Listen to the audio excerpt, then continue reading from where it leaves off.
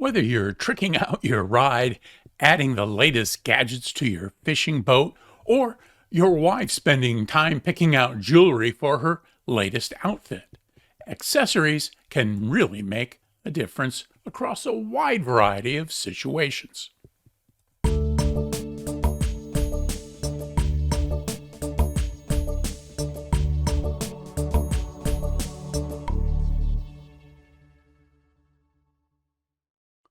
Hi, and welcome to the Gadget Talk channel, where we do reviews and how-tos on a variety of gadgets that catch my eye. If you find this video helpful, please like, comment, share, and subscribe to the Gadget Talk channel. I really appreciate it. In this video, we're going to take a look at a couple of accessory categories for the popular small HT transceivers used by GMRS enthusiasts as well as ham radio operators. As with most accessories, these tools will help you get more from your radio, but at the same time, come with a couple of gotchas you'll want to be aware of. First, some accessories are brand or model specific. That means that you'll need to pay attention when selecting some accessories to ensure they'll fit or work with your radio. In most cases, these model-specific accessories will be those related to powering your radio. You'll want to be sure that the form factor for things like battery eliminators and extended battery packs will fit your radio. You'll also want to ensure that your waterproof radio will accept generic accessories. In some cases, basic accessories will not work with high IP score radios, as the intrusion protection includes alternative radio connections to keep out water and dust. I'll give you a couple of examples of these potential trouble spots as we go through the video. One of the best ways to add accessories to your small HT radio is to purchase one that includes most of the popular accessories as part of a package deal. Two vendors I've used include TID Radio and BuyTwoWayRadios.com. Many of TID Radio's offerings come with extra batteries, programming cables, and speaker mics, in addition to the standard included accessories such as wired earbuds, chargers, and wrist straps. BuyTwoWayRadios.com has a couple of ham radios that come similarly packaged. One we'll be looking at is the Oshan KG-UV9D Mate Anniversary Edition. As mentioned a minute ago, we'll be dividing the accessories into a couple of categories. These are programming cables, antennas, mics and audio accessories, and power accessories. Let's start by looking at programming cables. So here's a collection of programming cables, and as you can see, these particular cables all have the K1 style connector that plugs into the side of your radio. Now, the part of this that's the USB is the chip that's located in the base of each of these cables, and different chips have different drivers. And so in this case, this is a Baofeng cable, and the Baofeng, when you look at the device manager, is going to show a CH340 driver associated with this. This is an FTDI cable. FTDI cables are quite popular. They're not often counterfeited, and so they work across a broad range of radios. It's got a couple little LEDs here that flash when there's activity going on between the computer and the radio. And when you look on the device manager, you'll see that it's an FTDI driver. This one, bright red one, is from Oshan, and the Oshan brand is a little bit different, that it uses a Silicon Labs driver, a CP210X style driver, and these sometimes don't work with other brands, and so you'll find one of these comes with your Oshan branded radio. And then here is the Redivus cable, and Redivus uses a prolific chip. And earlier, these chips were kind of problematic because they were often counterfeited. I find that doesn't happen as much now, especially if you're paying in that $7 to $10 for a cable. You're less likely to be getting a counterfeit chip. And so I've used all four of these cables with my various radios with success. Now, the last thing I want to show you is this waterproof programming cable that you're going to need if you get a radio with a high intrusion protection score. So here's a Baofeng cable for one of their radios that has an IP67 submersion type score. And you can see that the connector here is different. While the A side still has a chip in it, like the other programming cables do, this particular one has just a couple of little dots that will touch little contacts on the side of the radio, and then you'll notice that there's a place for a screw, and so the screw that's in the side of the radio will be used to screw this on tight, again making sure that you keep a good waterproof connection. That's less important when the cable's connected and you're not likely to be programming the radio out in the rain, but you still need to make a good contact with that waterproof connector on the side of the radio. And so this is how the waterproof connectors are going to differ for a number of accessories, and you'll want to be mindful of that as you purchase accessories for waterproof radios. Next, let's take a look at some third-party HT antennas. There are a couple of things to watch out for in this accessory category. First is making sure that the SMA connector on the antenna is the opposite of the one on the radio. Most Chinese radios have the plug on the radio and the socket on the antenna. That means you'll want an antenna labeled as SMA female. The other thing to watch out for is the size of the overall antenna opening on the radio versus the size of the new antenna's base diameter. Occasionally, the radio's opening will be too small for the antenna to fit securely. Here are some examples of third-party antennas. Here's a small collection of third-party antennas that you may want to replace or add to your little HT. And to get started, I want to look at the packaging for this particular one. Please note that it says SMA female connector on it. And so that's going to be one of those things you're going to want to watch for to make sure that you have the connector on the antenna that is going to be opposite the one on your radio. Now, the typical radio comes with a little rubber duck antenna. That's like this one right here, although some of the newer ones are coming with what appear to be like quarter wave, more flexible kinds of antennas. But these are going to be your basic stock antennas. Now, here are a couple of Nagoya brand style antennas. This one is a 770. It's a quarter wave antenna. So it has that connector there on the bottom. It screws into the radio. This one is more flexible, so it's not as likely to get caught on something, or at least if it does get caught, it's going to wiggle and waggle around a little bit. This particular Nagoya is the 771. You can get these as 771, 771Gs for GMRS, and this is a half wave.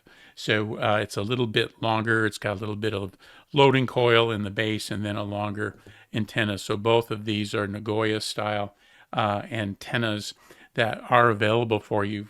And again, you just make sure you get the right connector there on the bottom. Now, these two little guys are little stubby antennas, and you can get these on Amazon. They don't cost hardly anything, and they're not particularly good, but they do have a purpose, and that is if you're using your radio and just broadcasting, say, to a hotspot that's 4 or 5 feet away from you to make use of a digital like DMR, then a little antenna like this might be just what you need. It's not going to put out much power. The SWR is not great, but you're not trying to broadcast more than a few feet, so why not? This one is another brand. Again, it's a little bit bigger. It's got some flexibility to it. You can hear the antenna aspect of it is embedded here in this rubber. Again, if you need to have a radio with you, if you're in and out of areas, but you're not that concerned about range. The fact that these short, stubby antennas would allow you to not break the antenna or catch it on different things might be worthwhile. Again, they're not great, but there's something that you might want to consider for a particular special need. And then here is one of several of these antennas that I have. And these come in a variety of lengths. I've got one that's, just about this long, 18 inches, 24. This one's closer to 40, I think. And these are these tactical style antennas. They're flat. If you were to take this covering off, you would find basically the same kind of piece of flexible metal that you get out of a metal tape measure. And sometimes you often hear these referred to as tape measure antennas. There's a bit of a loading coil here in this base. It just screws in here, and then it screws into the radio. And again, as with all these antennas, you want to double check the bottom to make sure that it's got the proper fixture. Now, these larger tactical antennas have a bit of a larger base. You can see if I put this up next to it, the base is bigger on this antenna, and these are the ones that are more likely to have a fit problem with some models of radios. Now, Amazon is where you get these, and so their return policies are really good. So if nothing else, get one, try it. If it doesn't work, send it back. But these kind of antennas work pretty well. I've tested them. I've used them. They're mostly for looks, and if you want to have that kind of an appearance with your radio, then these antennas might be something that you're interested in. So that's a quick look at some of the basics of third-party antennas for your GMRS or your ham HT. The next accessory category is mics and audio accessories. Nearly all of these will have two-pronged K1 connectors and will plug into the opening on this side of the radio. Waterproof radios won't have a K1 connector, so many of these accessories won't work. So here are a couple of the typical audio accessories that you'll find. First here is the speaker mic. These little guys can be had for $5 to $8. Again, a K1 connector on this side. A fairly long cable that stretches so you can wear the radio on your belt, and then clip the microphone and speaker, to a backpack strap or to the placket of your shirt, that kind of thing, which allows you to have the mic and the speaker fairly close to your mouth. And you often see these kinds of mics being worn by law enforcement officers and that kind of thing. So these are pretty common accessories. Again, with waterproof radios, you'll want to have a connector on this side that is similar to the one I showed you on the programming cable. Those are available, but you need to look a little harder for those. This is a pretty typical accessory that comes with many radios. It's a wired earbud, so you can see that you can place the earbud over your ear. There's a little foam cover for it if you want to use that. And then the wire has the microphone and the push to talk on the way to the K1 connector that you would be wearing the radio on your belt or in a pocket, that kind of thing. These are often included with radios, and this is what they look like. A way to be a little bit more unobtrusive with your radio, allow you to listen to conversations, nets, and that kind of thing without disturbing others. Now, this last accessory is very similar to the one I just showed you. Again, a K1 connector. It's got a little clip here for your sleeve or for your shirt with a push to talk for the microphone. But unlike the other one, this one uses the little coiled air hose that goes from a clip that you clip maybe to the back of your collar and then into your ear. So this is more of the, the Secret Service kind of accessory. Again, use it to be a little more surreptitious about the use of your radio, allow you to keep the radio in your pocket or on your belt while continuing to be able to listen to what's going on the radio's frequency. And these can be helpful when you're working an event or that kind of thing, because it keeps things out of the way. It allows you to hear, the other people around you don't have to hear. So those are pretty typical audio style accessories that you might be interested in for your little ht. The last category we'll look at is power accessories. These accessories are the ones most likely to match specific brands and models. That's because the radio's case and battery mounting techniques vary from model to model. Make sure this accessory lists your radio as a compatible model. So we're going to work through a couple of different power accessories here. First are the extended batteries or larger batteries. This is one built for Baofeng radios. And so you can see how it goes up the back of the radio and then the batteries fit here for that. Now here's the radio. So it's the classic UV5R kind of battery case, and it fits in there. And then it makes for a much larger radio battery combination here, but it gives you a great deal more battery power. Now on this side, we've got a different solution, and that is I've got a small Oshan KGS88G radio. Here's the typical battery that fits that particular radio, but here's an extended battery pack for that, and you can see it's quite a bit bigger, which will give you a lot more talk time and a lot more receive time. This particular battery extender allows you to take the back off this, and then there's room for a couple of those 18650 style round rechargeable lithium batteries in there. So this adds a little weight and certainly a little bulk, but it adds a great deal of time to the operation of the radio. And then the last thing in this general category of battery extenders is a battery eliminator. In the case of a battery eliminator, this particular one, again, is made for a little Baofeng UV5R. So again, we'll take the extended battery pack off, and then we can plug in the battery extender. And then now you can use the round automotive adapter in your car to power the radio basically indefinitely. So you could use this in your car when you're traveling. You don't have to worry about the battery going dead. You just swap it out and use the automobile's power to power your battery. There's voltage regulators here in the case because the radio doesn't take 12 volts, but it allows you to do that. Now these battery extenders or battery eliminators are available for different models and different brands. Again, they're not going to be universal because they have to fit into the connector that this particular radio uses. And so the UV5R style radio is very common, and so it's pretty easy to get a hold of these. Now let's look at a couple of other power-related accessories that you might be interested in. Now, besides a plain old ordinary USB-C cable that you can use for charging newer radios, there are a couple of custom cables that you might need to charge a radio using a USB connector.